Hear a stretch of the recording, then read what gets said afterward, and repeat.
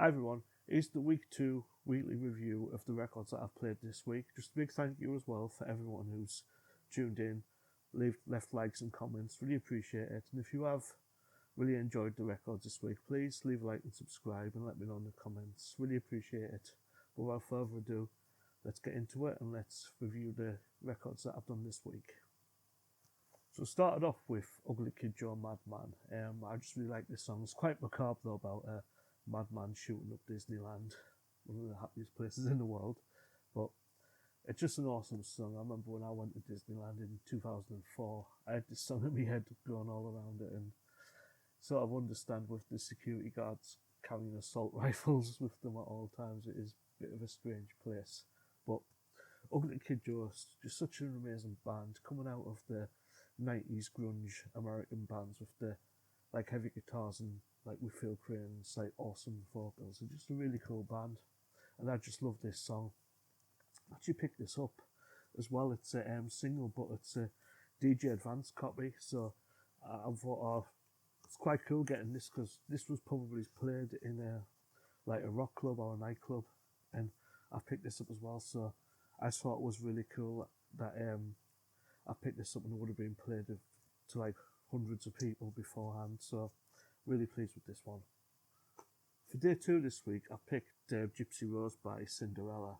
They're one of the, I'd say, lesser known like hair metal bands of the 1980s, behind like Motley Crue and Poison and Rat and some other bands. But I just love this band. This album is just so cool. Like Gypsy Road, sorry. It's just a really cool song. I think with Tom Kiefer's vocals, the do sound a lot like Brian Johnson, and with the guitar sounding so bluesy, this song is just such a feel-good song. I just love playing it, especially driving as well. It's just a really good driving song, and I just absolutely love this album. I bought this last week actually. It was £8. There was a one that was in more mint condition for like 20 quid, and this was like £8. But I'm pretty sure I can clean it up and get it looking shiny again. So that might be a future video as well of me seeing if I can restore it to its to a better condition. But watch this space and we'll see. But yeah, really love this song, and I'm really pleased that I got this on the channel as well. I think for day 3 I picked Crawling by Linkin Park. To be fair as well, when I was growing up, when I was up 17 when Linkin Park came out, I wasn't really much of a fan of Linkin Park themselves. I was more into like Limp Bizkit and Korn, and I think Linkin Park got too popular, and I was one of them people like, oh, they're too popular, everyone's liking them now, so I'm not going to like them. So I sort of pushed away from them, but as I'm getting older, I can appreciate it more, and I just love this album, Hybrid Theory. So when I bought it on vinyl and played it, it's just so good, and it's such a sad loss that Chester Bennington isn't with us anymore. I would love to have seen Linkin Park live with Chester Bennington, but I just love this song. The lyrics are just so good, and it's just an amazing song, and I'm so happy that I've got it on vinyl and I can play it, and hopefully when my nephew and niece get older I can play it and show to them to show how good they were, and hopefully have some new metal fans when I'm older. Day 4 I've picked Jan Hammer, Crockett's theme from Miami Vice. Now, this song is just 1980s. I think Jan Hammer did Axel F as well, so he's known for doing quite a few themes from the 1980s. But this song is just, when you imagine like the neon graphics and everything in Miami Vice, you just imagine this like with Grand Theft Auto Vice City, but even before that. But I think a lot of people my age as well would have remembered this from the NatWest adverts in the 1980s, with them adverts coming on, and that is also showing my age as well now that I can remember adverts from the 1980s. But yeah, this was always on TV around the 80s. It was a like staple of the 1980s. Now I just love this song, so I wanted to get it on the channel. And again, bargain at £1 that I got from the antique shop, so an antique from the 1980s. But yeah, awesome that I've got it on the channel.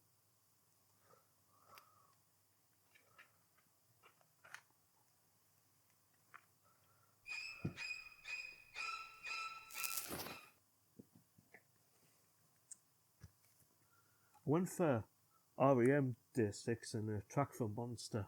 I mean, every single track on this album is awesome. I think really like one of R.E.M's hard rock albums, just with like Peter Buck's really hard guitar and Michael Stipe's lyrics. It's just really cool. And I picked Star 69. I think I didn't realise for years that Star 69 was the American equivalent of a 1471 in Britain. And again, that's a sign of me advancing age, talking about landlines and dial-up phones. Again, people in a few years' time will not even know what a dial-up phone was or a landline, but again, yeah.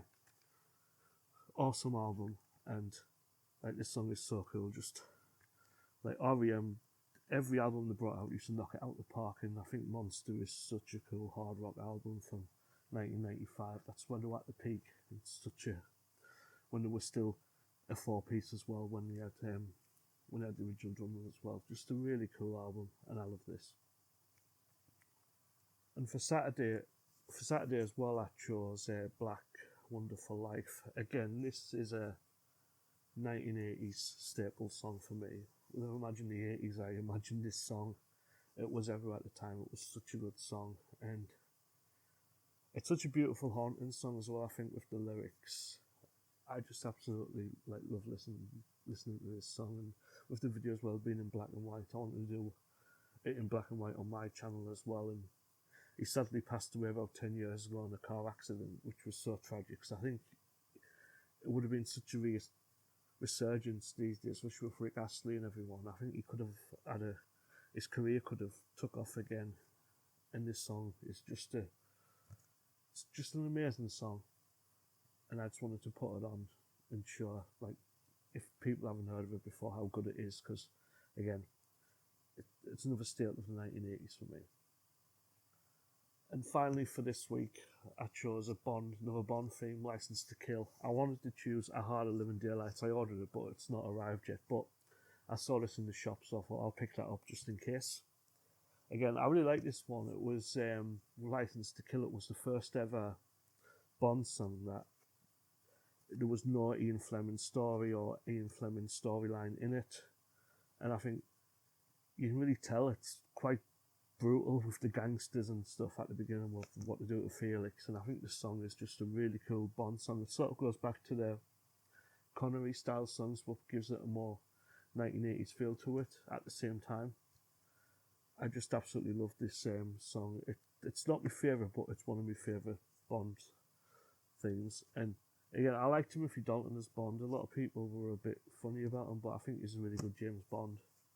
But hopefully next week I can get the Living Daylights on if it arrives. But yeah, I'm really pleased I got License to Kill on as well. Really good song.